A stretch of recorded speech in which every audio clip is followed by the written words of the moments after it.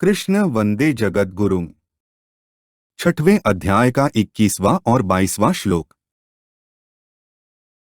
छठवें अध्याय का 21वां श्लोक।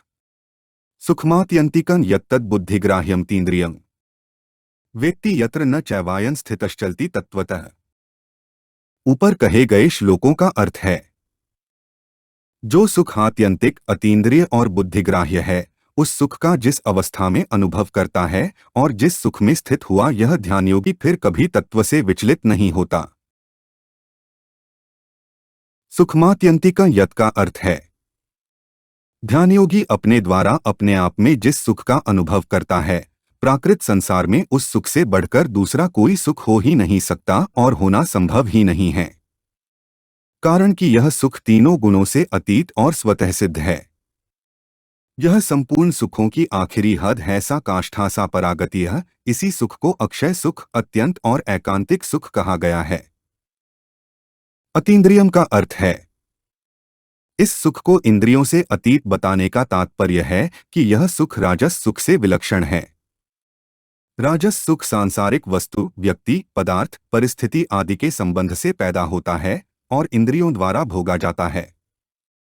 वस्तु, व्यक्ति आदि का प्राप्त होना हमारे हाथ की बात नहीं है और प्राप्त होने पर उस सुख का भोग उस विषय, वस्तु, व्यक्ति आदि के ही अधीन होता है। अतः राजस सुख में पराधीनता है, परंतु आत्यंतिक सुख में पराधीनता नहीं है, कारण कि आत्यंतिक सुख इंद्रियों का विषय नहीं है। इंद्रियों की तो बात ही क्या है, वहां मन की भी पहुंच नहीं है। यह सुख तो स्वयं के द्वारा ही अनुभव में आता है। अतः इस सुख को अतीन्द्रिय कहा है।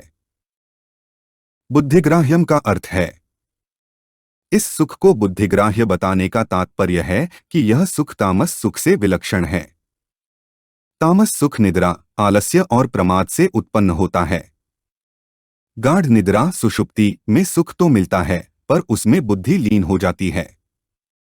आलस्य और प्रमाद में भी सुख होता है पर उसमें बुद्धि ठीक ठीक जागृत नहीं रहती तथा विवेक शक्ति भी लुप्त हो जाती है। परंतु इस आत्यंतिक सुख में बुद्धि लीन नहीं होती और विवेक शक्ति भी ठीक जागृत रहती है। पर इस आत्यंतिक सुख को बुद्धि पकड़ नहीं सकती, क्योंकि प्रकृति का कार्य बुद्धि प्रकृति से अतीत स्वरूपभूत सुख को पकड़ ही कैसे सकती है। यहाँ सुख को आत्यंतिक, अतीन्द्रिय और बुद्धिग्राह्य बताने का तात्पर्य है कि यह सुख सात्विक, राजस और तामस सुख से विलक्षण अर्थात गुणातीत स्वरूपभूत है। वेत्ति यत्र न चैवायं स्थितश्चलति तत्वतः का अर्थ है, ध्यानयोगी अपने द्वारा ही अपने आप के सुख का अनुभव करता है और इस सुख में स्थित हुआ वह कभी किंचन मात्र भी विचलित नहीं होता, अर्थात इस सुख की अखंडता निरंतर स्वतः बनी रहती है। जैसे मुसलमानों ने धोखे से शिवाजी के पुत्र संभाजी को कैद कर लिया और उनसे मुस्लिम धर्म स्वीकार करने के लिए कहा, परंतु जब संभाजी ने उसको स्वीकार नहीं किया तब मुसलमानों ने उनकी आंखें निकाल लीं, उनकी चमड़ी खींच ली, तो भी वे अपने हिंदू धर्म से किंचन मात्र भी विचलित नहीं हुए। तात्पर्य यह निकला कि मनुष्य जब तक अपनी मान्यता को स्वयं नहीं छोड़ता तब तक उसको दूसरा कोई छुड़ा नहीं सकता। जब अपनी मान्यता को भी कोई छुड़ा नहीं सकता तो फिर जिसको वास्तविक सुख प्राप्त हो गया है उस सुख को कोई कैसे छुड़ा सकता है और वह स्वयं भी उस सुख से कैसे विचलित हो सकता है? नहीं हो सकता।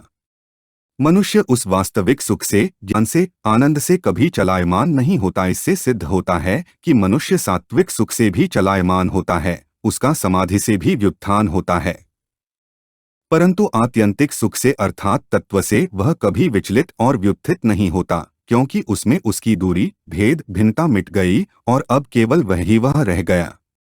अब वह विचलित और व्युत्थित कैसे हो? विचलित और व्युत्थित तभी होता है जब जड़ता का किंचन मात्र भी संबंध रहता है। जब तक जड़ता का संबंध रहता है तब तक वह एक रस नहीं रह सकता, क्योंकि प्रकृति सदा ही क्रियाशील रहती है। छठवें अध्याय का 22वां श्लोक। यह लब्ध्वा चाप्र लाभम मन्यते नाधिकंततः यस्मिन् स्थितो न दुखेन गुरुनापि विचाल्यते।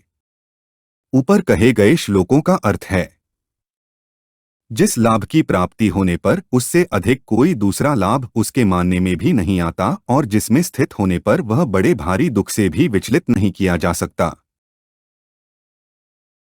यह लब्ध्वा चाप्र लाभम मन्यते नाधिकं ततः का अर्थ है, मनुष्य को जो सुख प्राप्त है उससे अधिक सुख दिखता है तो वह उसके लोभ में आकर विचलित हो जाता है। जैसे किसी को 1 घंटे के 100 रुपए मिलते हैं, अगर उतने ही समय में दूसरी जगह 1000 रुपए मिलते हों तो वह 100 रुपयों की स्थिति से विचलित हो जाएगा और 1000 रुपयों की स्थिति में चला जाएगा। निद्रा, आलस्य और प्रमाद का तामस सुख प्राप्त होने पर भी जब विषयजन्य सुख ज्यादा अच्छा लगता है, उसमें अधिक सुख मालूम देता है, तब मनुष्य तामस सुख को छोड़कर विषयजन्य सुख की तरफ लपककर चला जाता है। ऐसे ही जब वह विषयजन्य सुख से ऊंचा उठता है तब वह सात्विक सुख के लिए विचलित हो जाता है और जब सात्विक सुख से भी ऊंचा उठता है तब वह आत्यंतिक सुख के लिए विचलित हो जाता है। परंतु जब आत्यंतिक सुख प्राप्त हो जाता है तो फिर वह उससे विचलित नहीं होता, क्योंकि आत्यंतिक सुख से बढ़कर दूसरा कोई सुख, कोई लाभ है ही नहीं। आत्यंतिक सुख में सुख की हद हो जाती है। ध्यानयोगी को जब ऐसा सुख मिल जाता है तो फिर वह इस सुख से विचलित हो ही कैसे सकता है। यस्मिन् स्थितो न दुखेन गुरुनापि विचाल्यते का अर्थ है, विचलित होने का दूसरा कारण है कि लाभ तो अधिक होता हो पर साथ में महान दुख हो तो मनुष्य उस लाभ से विचलित हो जाता है। जैसे 1000 रुपए मिलते हों पर साथ में प्राणों का भी खतरा हो तो मनुष्य 1000 रुपयों से विचलित हो जाता है। ऐसे ही मनुष्य जिस किसी स्थिति में स्थित होता है वहां कोई भयंकर आफत आ जाती है तो मनुष्य उस स्थिति को छोड़ देता है। परंतु यहाँ भगवान कहते हैं कि आत्यंतिक सुख में स्थित होने पर योगी बड़े से बड़े दुख से भी विचलित नहीं किया जा सकता। जैसे किसी कारण से उसके शरीर को फांसी दे दी जाए, शरीर के टुकड़े टुकड़े कर दिए जाएं, आपस में भिड़ते दो पहाड़ों के बीच में शरीर दबकर पिस जाए, जीते जी शरीर की चमड़ी उतारी जाए, शरीर में तरह तरह के छेद किए जाए, उबलते हुए तेल में शरीर को डाला जाए, इस तरह के गुरुतर महान भयंकर दुखों के एक साथ आने पर भी वह विचलित नहीं होता। वह विचलित क्यों नहीं किया जा सकता? कारण कि जितने भी दुख आते हैं वे सभी प्रकृति के राज्य में अर्थात शरीर, इंद्रिया, मन, बुद्धि में ही आते हैं, जबकि आत्यंतिक सुख स्वरूप बोध प्रकृति से अतीत तत्व है। परंतु जब पुरुष प्रकृतिस्थ हो जाता है अर्थात शरीर के साथ तादात्म्य कर लेता है तब वह प्रकृतिजन्य अनुकूल प्रतिकूल परिस्थिति में अपने को सुखी दुखी मानने लग जाता है। जब वह प्रकृति से संबंध विच्छेद करके अपने स्वरूपभूत सुख का अनुभव कर लेता है, उसमें स्थित हो जाता है, तो फिर यह प्राकृतिक दुख वहां तक पहुंच ही नहीं सकता, उसका स्पर्श ही नहीं कर सकता। इसलिए शरीर में कितनी ही आफत आने पर भी वह अपनी स्थिति से विचलित नहीं किया जा सकता।